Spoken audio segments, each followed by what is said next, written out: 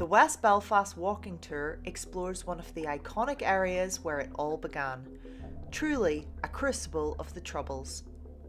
Only bookable as a private tour, it will give you a genuine insight into the Troubles and how it affected the communities on either side of the peacewalls.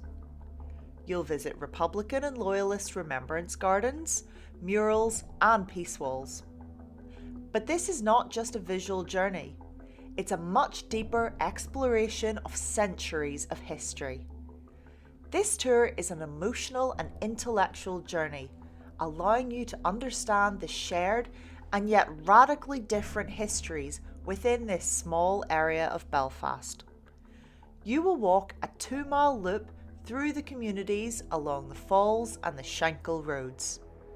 Thanks to the expert knowledge of your guide, you will leave with a deeper understanding of the Troubles, how and why it happened.